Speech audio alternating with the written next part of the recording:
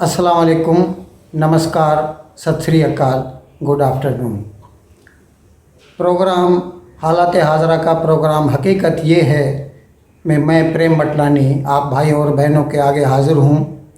Programme शुरू करने से पहले आप सब से इल्तमास है कि हज़राए करम जिस किसी साहब ने या साहिबा ने हमारे चैनल को अब तक सब्सक्राइब नहीं किया, मेहरबानी फरमा कर सब्सक्राइब करें, हमारे प्रोग्राम को लाइक करें, शेयर करें और घंटी का बटन दबाना न भूलें। तो शुरू करते हैं। हकीकत ये है, कुफ्र टूटा खुदा खुदा करके, at last Sen advice prevailed over supreme court. Pakistan के वज़ीर आज़म ने और उनकी पार्टी ने जिस आइनी बहरान में पाकिस्तान को डाल दिया था, यूँ लगता था जैसे पाकिस्तान एक ऐसी दलदल में फंस गया है कि अब उससे निकलना मुहाल क्या नामुमकिन नज़र आता था। उसको बड़ी खूबसूरती से हमारी सुप्रीम कोर्ट ने उस दलदल से बाहर निकाल दिया। हमें बड़ी खुशी है, लेकिन अब ये वक्त है हमारा कि हम इंट्रोस्पेक्ट करें। लफ्ज़ हमारे डिक्शनरी में नहीं है। कानून इंसाफ अपना रास्ता अपनाएगा और ये न गैब का इल्म हमें है न नैब का इल्म हमें है। अलबत्ता नैब न्याजी गठजोड़ को हम तोड़ के रहेंगे इंशाअल्लाह। हत्तुल मकदूर कोशिश करेंगे एंड पूरी कोशिश करेंगे कि हम सबको साथ लेकर।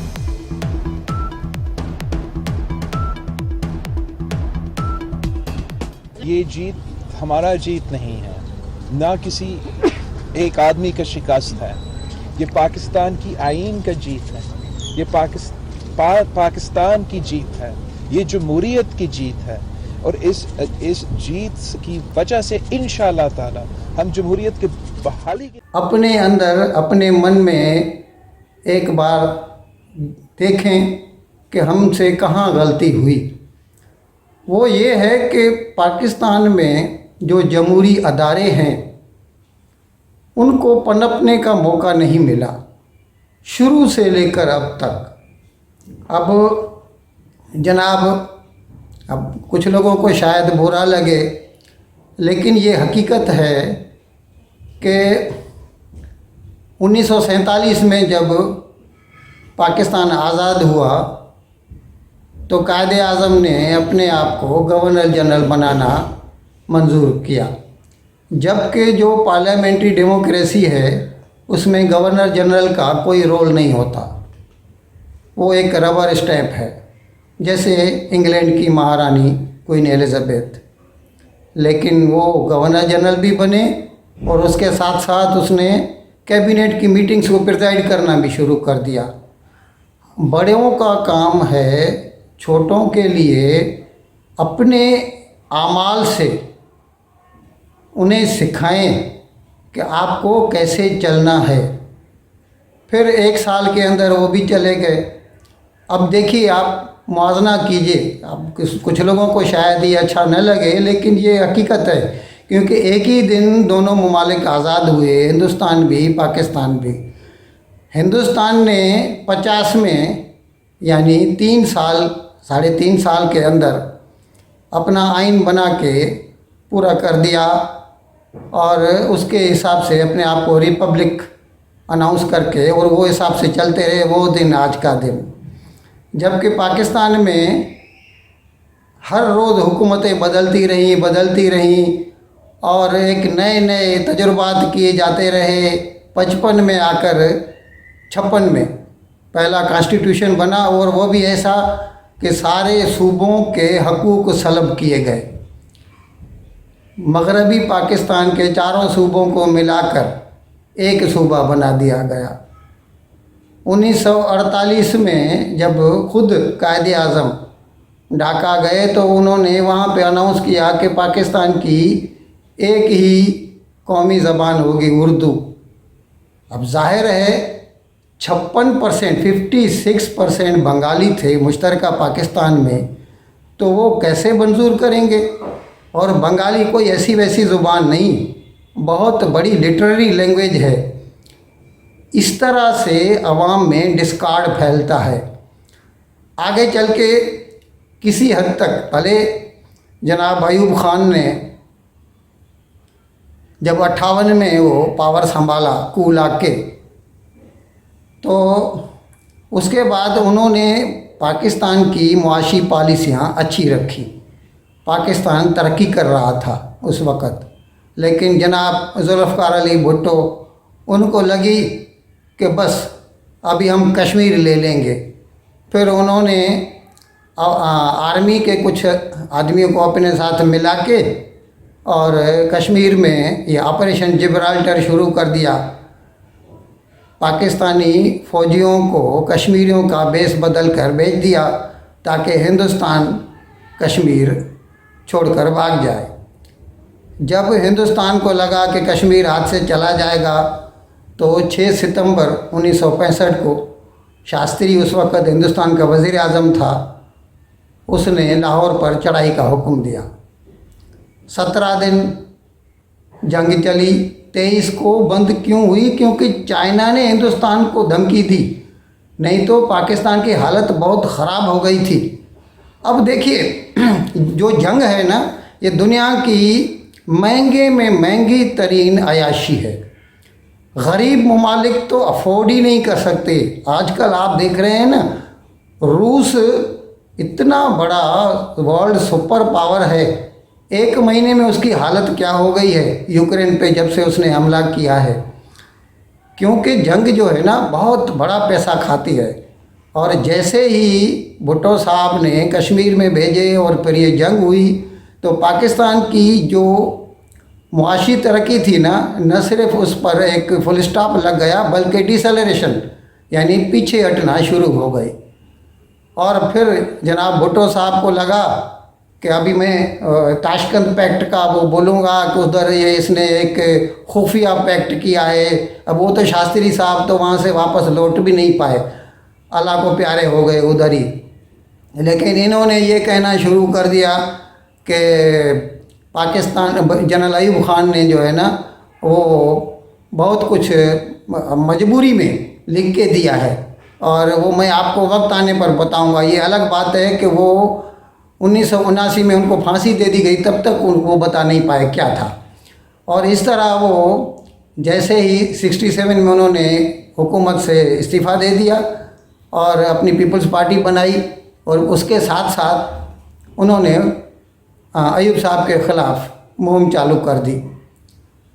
अब ये देखिए ना, इससे पता चलता है कि हमारे जो लीडरान साहिबान हैं वो जमहूरियत को या मुल्क में जो अदारे हैं उनको कितनी अहमियत देते हैं।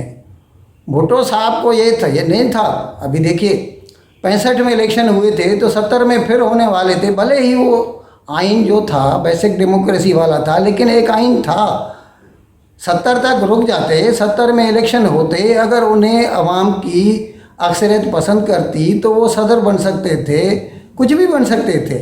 लेकिन नहीं, उन्होंने पाकिस्तान की उस वक्त हुकूमत यानी अयूब साहब के ख़िलाफ़ हलचल शुरू कर दी। पूरे मुल्क में अफरा तफरी फैल गई, और उसका फ़ायदा लेकर 69 के मार्च में जनाब यहिया खान पावर में आ गए। बस ये तो फिर सिलसिला चल निकला। फिर 71 में मुल्क 2 टुकड़े हो गया, फिर 77 में जनरल ज़िया आ गए। तो इस तरह क्या है, पाकिस्तान में अदारों को पनपने का मौका कभी नहीं दिया गया। अगर ऐसा होता, अगर जैसे आज सुप्रीम कोर्ट ने कल जो था जुमेरात के दिन, आज तो जुमा है, कल जो सुप्रीम कोर्ट ने फैसला दिया है, अगर ऐसा 1977 की सुप्रीम कोर्ट भी फैसला देती तो बात होती। लेकिन उस वक्त की सुप्रीम कोर्ट ने क्या कहा? Doctrine of necessity. अभी ऐसे ही अजीब अजीब फ़िलसफियाना जो है ना, वो थ्योरीज़ आसमान से पता नहीं कहाँ से आ जाती हैं। ये पाकिस्तान के लीडरान साहिबान को या जज साहिबान को, जो इस तरह वो पाकिस्तान के साथ शुरू से लेकर आज तक तजुर्बात करते आए हैं। और आज हालत ये है कि पूरी साउथ एशिया में एक पाकिस्तान और दूसरा श्रीलंका, दोनों जो हैं एकदम तबाही के किनारे पर आकर खड़े हो गए हैं। खुदा न करे इस गैर यकीनी सूरत हाल से मुल्क की हालत क्या हो गई है। 190 रुपये में डॉलर जा रहा है, 190 पाकिस्तानी रुपए का एक डॉलर है। पाकिस्तान के स्टेट बैंक, जो पाकिस्तान का सेंट्रल बैंक है, उसने कल एक दिन में 2.5% शरह सूद में इजाफा कर दिया है। वो उन्होंने ये जो भी सेंट्रल बैंक्स होते हैं ना, जब भी मुल्क में रेट ऑफ इन्फ्लेशन यानी महंगाई की शरह बढ़ती है तो ये लोग क्या करते हैं कि हम शरह सूद बढ़ा देंगे तो लोग बैंकों में पैसा रखेंगे, लोगों के पास से पैसा निकल आएगा तो वो लोग कम खरीदेंगे। अब इनको कौन समझाए कि इन्फ्लेशन जो है ना, ये दो धारी तलवार है, सिर्फ डिमांड से नहीं सप्लाई से भी मुतासर होती है। अगर माल बाज़ार में होगा ही नहीं, अभी इस साल कहते हैं कि पंजाब में गंदम की फसल कम होने का इम्कान, पाकिस्तानी पंजाब की बात कर रहा हूँ आपको, इसके लिए पंजाब गवर्नमेंट ने इंटर डिस्ट्रिक्ट मूवमेंट को बैन कर दिया है। यानी एक ज़िले से, अब इससे क्या होगा कि एक ज़िले जहाँ पर गंदम की पैदाइश ज़्यादा है उधर के एक तो किसानों को भी भाव कम मिलेगा और दूसरा लोगों को सस्ता गंदम, और लेकिन जहाँ पर कम होगा गंदम वो बेचारे मर जाएंगे। वहाँ के किसान को तो भाव मिलेगा अच्छा, लेकिन जो आम आदमी है, जो कंज्यूमर है, सारिफ है, हमारे तुम्हारे जैसा, वो तो मर जाएगा। अब पहले ही 70 रुपये किलो आटा मिल रहा है बाज़ार पे, फिर कैसे होगा। तो ये हमारे जो लीडरान साहिबान है वो जो तजुर्बात करते रहे हैं उसकी वजह से हम कहाँ तक पहुँच गए हैं, आप खुद मुलाहिजा फरमाइए। अब थोड़ी बहुत बात हम हिंदुस्तान की करते हैं। हिंदुस्तान का ये है, कल जैसे पाकिस्तान में सुप्रीम कोर्ट में ये रिट पिटीशन जो सुबह मोटो ली थी उन्होंने, और फिर अपोजिशन ने भी डाली थी अपने कासिम सूरी की जो रूलिंग थी नेशनल असेंबली में, उसके ख़िलाफ़। इसी तरह यूएन जनरल असेंबली में, अक़वाम मुत्तहिदा की जनरल असेंबली में रूस के ख़िलाफ़ एक रेजोल्यूशन था कि United Nations human rights council, जो हकूक़ इंसानी की काउंसिल है, उसमें उसकी मेंबरशिप को ख़त्म कर दिया जाए, उसको निकाल बाहर किया जाए। इसके लिए कल उधर वोटिंग थी और उसमें रूस ने तो धमकी दी थी हिंदुस्तान जैसे ममालिक को और कहा था कि जो कोई एब्सेंट भी रहेगा तो भी हम समझेंगे कि वो रूस का दुश्मन है। लेकिन फिर भी हिंदुस्तान जैसे अब तक जो दूसरे रिजोल्यूशन वगैरह पेश होते आए हैं उसमें वो एब्सेंट रहा है।